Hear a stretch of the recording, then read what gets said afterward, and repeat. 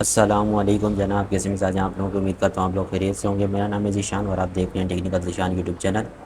दोस्तों, आज की जो हमारी वीडियो का टॉपिक है वो इन स्विच के ऊपर है कि हमारे घर में जो डीसी सिस्टम लगा होता है, जैसा कि सोलर या बैटरी पर चलने वाली जो लाइट और पंखे होते हैं, इनको ऑन ऑफ़ करने के लिए हम इस तरह के जो स्विच हैं वो हम लोग इस्तेमाल करते हैं।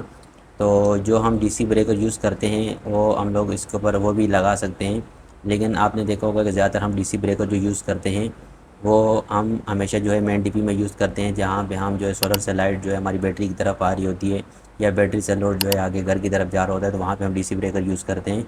तो आपने देखा होगा कि आपके घर में भी आम रूटीन में अगर आपके ब्रेकर लगे हों तो मेन डीपी में जो है आपके ब्रेकर लगे होते हैं, बाकी आपके आगे ऑन ऑफ़ के लिए कोई ना कोई स्विच जो है वो लगे होते हैं।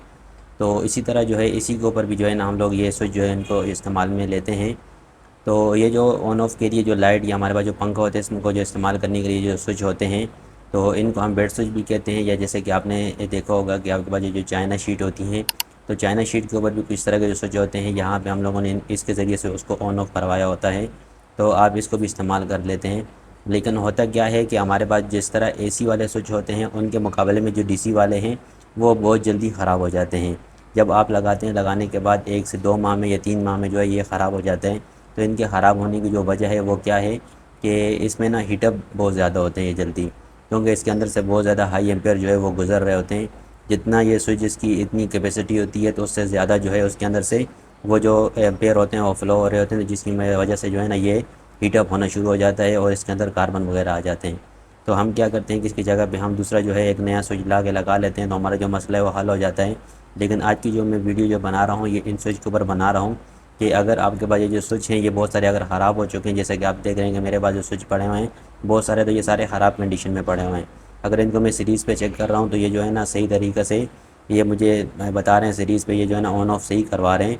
लेकिन जैसे ही अगर इनको मैं लाइट या फ़ैन पे लगाता हूँ तो वहाँ लगाने के बाद ये सही तरह से जो है ना करंट को आगे मुंतकिल नहीं करे, जिसकी वजह से वो चीज़ जो है वो कभी सही तरह से ऑन हो रही है, कभी ऑन नहीं हो रही, या कुछ टाइम शुरू में ऑन हो रही है, ऑन होने के बाद थोड़ी देर बाद जो है जाके वो दोबारा से वो बंद हो जाती है। जब ये हीटअप होता है, कार्बन ज़्यादा हो जाते हैं, तो उसकी वजह से ये दोबारा से बंद कर देता है। तो इसी सभी मसले का जो हल है या आज इसको ख़त्म करने के लिए आज मैंने जो ये वीडियो जो है बनाई है आप लोगों के लिए। इसमें मैं आपको तरीका बताऊंगा कि आप किस तरह से जो है एक बेड स्विच को आप सही तरह से रिपेयर कर सकते हैं, रिपेयर करके दोबारा से जो है ना आप उसको इस्तेमाल में ले सकते हैं। तो वीडियो इसी के ऊपर है आज। दोस्तों, अगर वीडियो आपको अच्छी लगे तो वीडियो को आपने लाइक करना है, चैनल पर अगर नहीं है तो चैनल को सब्सक्राइब ज़रूर करें। वीडियो को आपने जो है मुकम्मल वॉच करना है ताकि हर चीज़ आपको जो है ना स्टेप बाय स्टेप सही तरह से पूरी समझ आ जाए। तो चलिए दोस्तों शुरू करते हैं वीडियो को। दोस्तों, स्विच हमारे पास बहुत सारे पड़े हुए हैं, इसमें से किसी एक स्विच को मैं उठा लेता हूँ जिसकी कंडीशन जो है थोड़ी बहुत ख़राब सी है, तो उसको हम रिपेयर करना सीखेंगे सबसे पहले। तो ये आपने क्या करना है कि सबसे पहले स्विच के अपने बैक वाले कवर में 2 स्क्रू लगे हुए हैं, इन स्क्रू को आपने टेस्टर की मदद से खोल लेना है। खोलने के बाद कुछ इस तरह से जो है ये आपके सामने ये 2 वाले पॉइंट आ जाएंगे। उसके बाद आपने क्या करना है कि इसका जो आगे वाला जो हिस्सा है इसको आपने सबसे पहले ऑफ़ हालत में रखना है। अगर ये ऑन हालत में है तो इसको आपने ऑफ़ हालत में करना है। ऑन हालत में अगर आप करेंगे तो बाद में फिटिंग में जो आपके लिए मसला होगा, इसलिए आपने इसको ऑफ़ हालत में ही रखना है। फिर उसके बाद जो है बैक साइड पे 2 पॉइंट हैं, तो उसमें एक नीचे वाला पॉइंट है, एक ऊपर वाला पॉइंट है। जो ऊपर वाला जो पॉइंट है तो उस पॉइंट के ना ऊपर वाला जो स्क्रू आपने इसको खोल लेना है। ऊपर वाला स्क्रू खोलने के बाद इसके अंदर जो है ना एक और स्क्रू होगा, तो वो आपने खोलना है टेस्टर की मदद से। टेस्टर को जो है ना आपने इस पॉइंट के अंदर डाल लेना है इस तरह से, और इसके अंदर से कुछ इस तरह का जो ये स्क्रू है ये आपने खोल के बाहर निकाल लेना है। ये स्क्रू खोलने के बाद ये देखें कि हमारा जो आगे वाला हिस्सा है ये अलहदा हो चुका है। इस कवर से जो है आगे वाला हिस्सा जो है ना वो बिल्कुल अलहदा हो गया है। अभी आपने क्या करना है कि इसके ऊपर ये देखें कि ये जो हमारा ये वाला जो पॉइंट है इसको मैं थोड़ा आपको जूम करके दिखाता हूँ। ये देखूँगा किस तरह जो है ना ये ब्लैक हो चुका है। जब मैं इसकी सफाई करूँगा तो आप देखिएगा कि किस तरह जो है ना अपनी ओरिजिनल हालत में आ जाएगा। उसके बाद हमारे पास ये दूसरा जो कवर है, इस कवर के अंदर एक स्क्रू लगा हुआ है, तो ये भी एक पॉइंट है। ये देखिए अभी ये साफ़ हालत में है। अगर ये इसके ऊपर भी अगर कार्बन वगैरह आए होंगे तो इसको भी आपने रेगमाल के टुकड़े से जो हमें साफ़ कर देना है। तो ये जो ये वाला पॉइंट है अभी मैं इसको साफ़ करने लगा हूँ, तो इसको जो है ना आपने रेगमाल से अच्छी तरह से इर्द गिर्द से इसके जितने भी कार्बन है इसको आपने ख़त्म कर देना है। ऊपर से भी इसको थोड़ा थोड़ा रगड़ कर इसको आपने सही तरह से जो है ना इसको साफ़ कर लेना है। ज़्यादा जो है इसको आपने इसको सफाई नहीं करनी, क्योंकि ये जो थोड़ा है इसके ऊपर से जो मटेरियल है वो थोड़ा कम हो जाएगा तो ये ऑन ऑफ में थोड़ा मसला करेगा। तो आपने इतना इतना ही इसको इसके ऊपर से इतना रगड़ना है ताकि इसके ऊपर से जो ये कार्बन है सिर्फ यही ख़त्म हो जाए। तो ये करने के बाद जो है ना फिर आपने क्या करना है, इसको दोबारा से फिट करना है। तो इसको फिट करने से पहले ये जो कवर है इसके अंदर जो डस्टिंग वगैरह हो तो इसको आपने साफ़ कर लेनी है। डस्टिंग साफ़ करने के बाद इसका जो ये वाला पॉइंट है इसको आपने इससे अंदर वाले पॉइंट की तरफ इस तरफ करके तो आपने इसके अंदर इस तरह फिक्स कर लेना है। फिक्स करने के बाद बाहर से जो है इस तरह आपने इसका ये जो पॉइंट इसके अंदर पहले स्क्रू डाल लेना है। स्क्रू डालने के बाद आपने कुछ इस तरीके से इसको यहाँ पे रखना है और रखने के बाद जो है ना टेस्टर की मदद से आपने इसको दोबारा से इसको टाइट कर देना है। ये होने के बाद जो है ना अभी ये सही तरह से जो है ऑन ऑफ हो रहा है। तो अभी मैं मल्टीमीटर से भी आपको इसको चेक करके दिखाता हूँ। ये मल्टीमीटर है, इसको आपने सबसे पहले कंटिन्यूटी पे सेट करना है और उसके बाद जो है आपने इसके दोनों जो पॉइंट हैं इनमें आपने इसकी जो पिनें हैं प्रोब हैं इसको आपने इनको ऊपर लगा देनी है।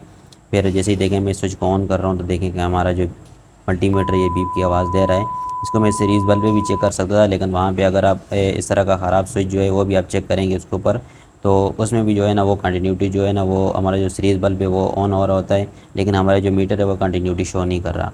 तो जब ये स्विच ख़राब था तो उससे पहले जो है ना मैंने जब चेक किया था तो ये आप देखें कि इस तरह से ये मैं इसको ऑन ऑफ़ कर रहा था तो ये कंटिन्यूटी बिल्कुल भी शो नहीं कर रहा था। तो अभी देखें कि हमारा ये जो स्विच है इसको हम ऑन कर रहे हैं तो हमारे पास ये जो कंटिन्यूटी है ये ऑन ऑफ हो रही है।